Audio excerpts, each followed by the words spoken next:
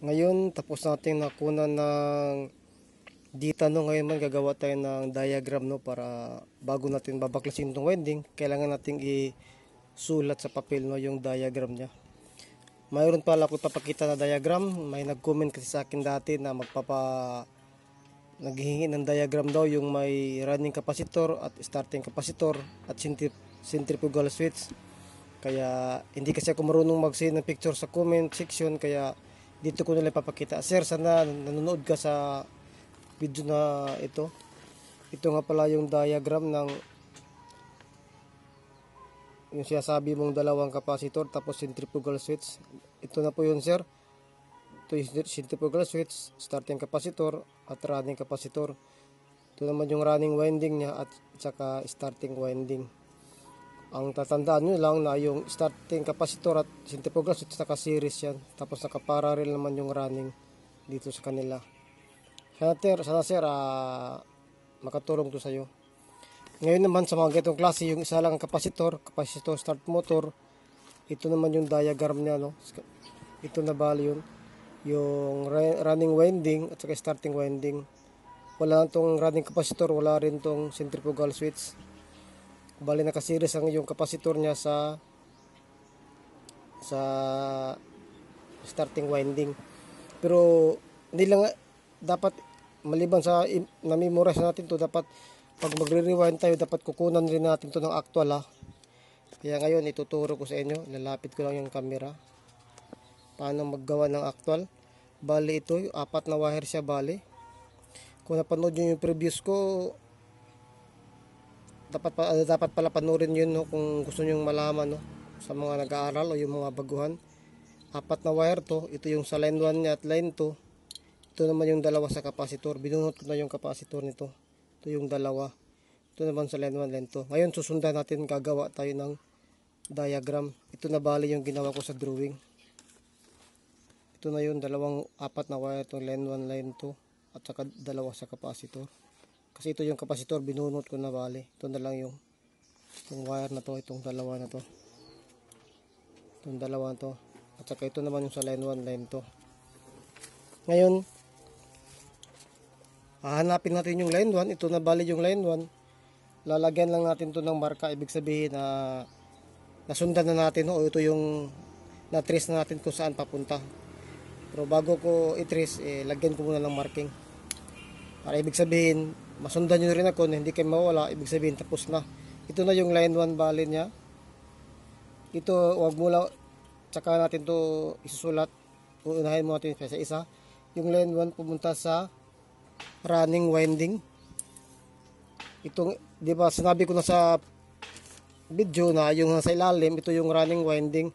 Ito naman sa itaas, ito yung starting winding. Yung mula line 1, pumasok sa beginning ng running winding. Kaya isusulat ko muna. Gagawa ko ng 4 coil per group ito, kasi 4 coil per group ito. Gagawa ko muna ito sa drawing.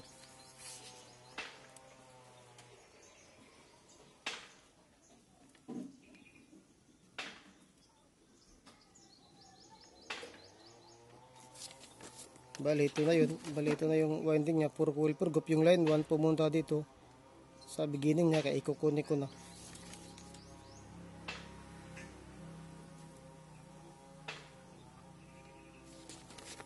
Kaya ayan, ikunin ko na sa drawing. Hanapin lang natin yung ending ng coil ng starting winding, yung first pole niya.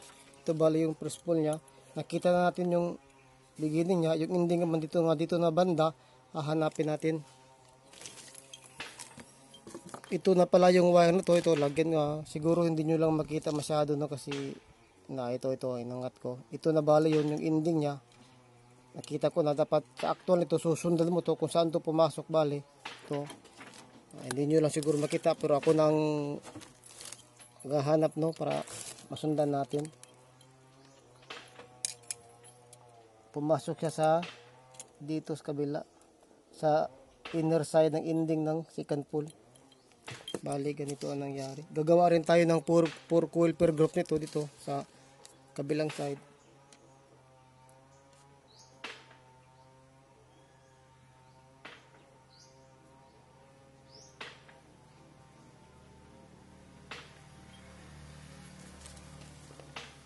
Mamaya ko na lang explain kung magtaka kayo bakit yung maliit nandito sa kabila kanina. Ngayon naman nandito. Mamaya ko na lang explain. Bali dito sa actual nakita natin to yung kuan niya, yung out niya pumunta dito sa maliit na isang second pole bali dito sa kabila. Kaya ikukunin ko na lang sa drawing. Kasi hindi nyo masyadong makita dito, masyadong maliit. Ito na yun, yung makita nyo yan. Ito na bali. Pumunta siya dun. Dito, pumasok siya sa maliit na coil.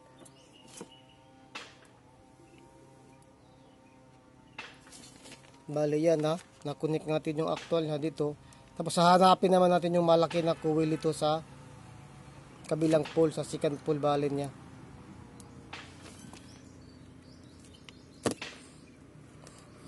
Dahil dito yun, kung nakita nyo, ito yung pumasok, diba? Nandito. Ang labas niya, nandito na itong malaki niya. Kung makikita nyo na ito, yung hawakan ko. Yan. Ito na yun. Yan na yan, dalawa. Kasi 2 strand to, diba? Nakasulat dun sa atin na mayroon siyang 2 strand. Yan. Masyado, hindi nyo masyado makita. Malayo. Yan. Number of strand 2. Ito na bali yun. Dito siya pumasok sa line 2. Kaya sisulat natin. Ito lang muna ang tandaan natin ha. Ito hindi pa ha. Kasi sa starting to eh. Naguna tayo sa running. Ito muna, ito yun. Bali yung at na ito sa starting, sa running, pumunta sa line 2. Kaya sisulat natin dito. Ito na to, pumunta to sa line 2.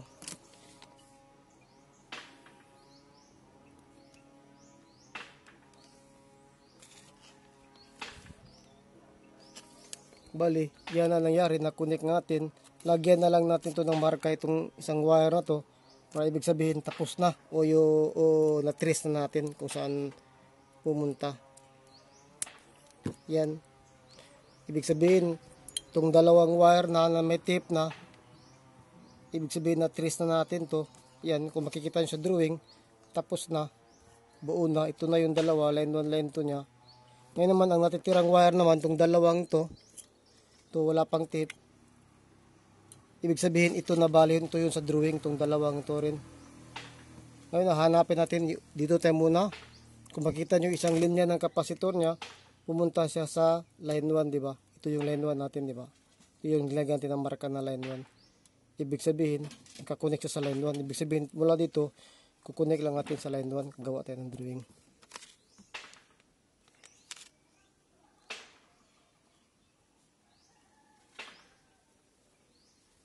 Bali, yan na, nakunik natin.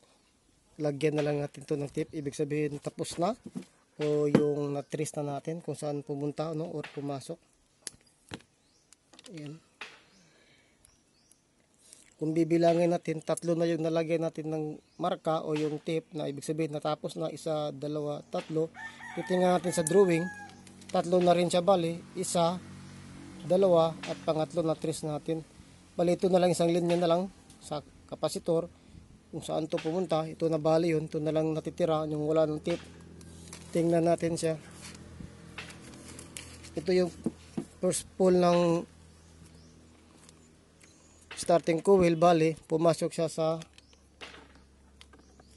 baka ako na lang yung magkano, hindi nyo siguro masyadong makita kasi maliit. Pumasok siya sa malaking coil ng starting. Ibig sabihin, dahil 2 coil per group to, gagawa ako ng 2 coil dito sa drawing ito. Gagawa ko dito. Pumasok siya sa malaking coil.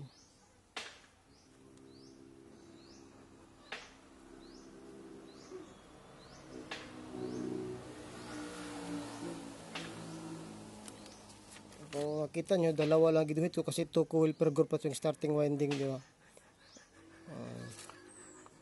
Ito makikita nyo, papakita ko sa starting 2 coil per group lang, kaya 2 lang ginuhit ko, yung 2. Tapos sa running naman, kung makikita nyo sa running, mayroon siyang 4 coil per group. Kaya ito na bali 4 yung ginawa kong coil. Ngayon gagawin na natin to. Sinundan natin to, pumunta to sa itong linya na to, pumunta sa starting coil.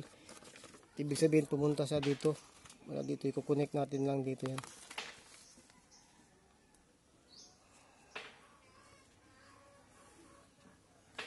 Yan. Bali na connect natin. Tapos halapin lang natin yung isang linya ng starting coil nito. kung saan pumunta.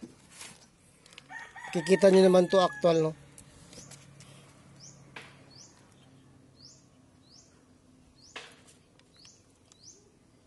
Ito na bali yun, itong wire na to. Kung makikita nyo dito, pumasok siya, lumabas sa dito, tapos pumunta sa second pole kumabila. Kaya tingnan natin. Ito na bali yun na naka-jumper siya. Yan, ito na yun. Pumasok siya sa malaking coil, no, dito sa second pole ng starting. Gagawa lang tayo ng maliit na coil dito.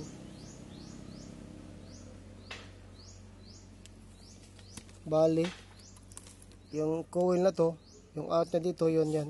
Ito na yan. Pumunta siya dito sa malaking coil, pumasok siya. Kaya ikukunik natin ito sa drawing.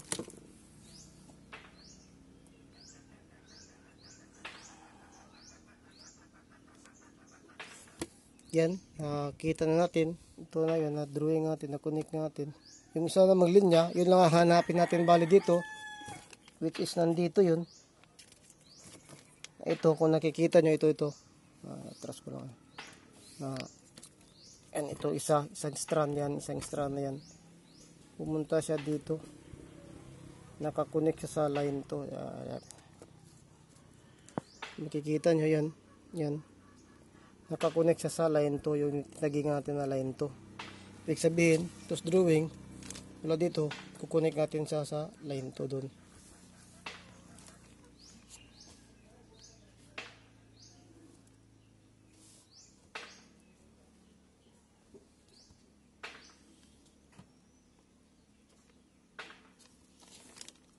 Bali natapos na natin, no.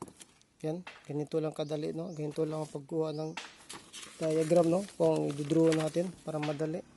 Ganito lang yung starting winding at saka running winding. Ngayon i-check natin, ikukumpara natin doon sa sinabi ko kanina na yung isang winding, no. Ito na bali yun. Ikukumpara natin yung sa actual, kung yung ginawa ko na hindi ko muna tinignan, no. Yan, ipapakita ko sa inyo. Kung makikita nyo, ang dalawang linya ng dalawang wire ng running winding nakapunta na direkta sa line 1 at saka sa line 2. Kung titingnan natin, ang dalawang linya ng running winding nakapunta na yan sa line 1 at ang kabila naman to nakapunta sa line 2. Ibig sabihin parehas yan, no? Yung dalawang linya na yan nakapunta sa line 1 at saka sa line 2. Kasi nagkaka-join sila yan, may connected yan ito. Ito na bali yun. Yan. Ibig sabihin parehas yan, no? Parehas yan. Naman punta naman tayo sa starting winding. Mura line 1, kumuha siya ng linya line 1 papuntang capacitor. Ito na yung dito natin sa drawing. Mura line 1, kung nakikita nyo, mula line 1 papuntang capacitor. Yan, kumpara natin, parehas sila. Yan, mula line 1 nagkuha siya papuntang capacitor, line 1 papuntang capacitor. Tapos yung out naman ng capacitor papunta sa starting winding, out ng capacitor papunta sa starting winding. Tapos yung starting winding nakakonek sa second pole ng starting winding, yung starting winding nakakonek sa isa. Tapos yung isa namang linya ng starting winding nakakonek sa line 2. Isa naman linya ng starting winding, ito nakakonek sa line 2. Kung makikita nyo, pareha lang siya, no. Kaya ganun lang kadali, no, pagkuha ng dito diagram sa motor. Kaya kailangan stricto tayo sa mga ganito bago natin babaklasin. Kailangan natin talagang i-check, no, double check kung kinakailangan, ulitin bago natin baklasin, kasi medyo mahirap pag diretso lang tayo. Yun lamang, no. Ingat kayo palagi dyan at sana ay nakatulong sa inyo ang video na ito. Paki-share na lang ang video natin para mas marami pa tayong matulungan. Ingat kayo palagi. God bless.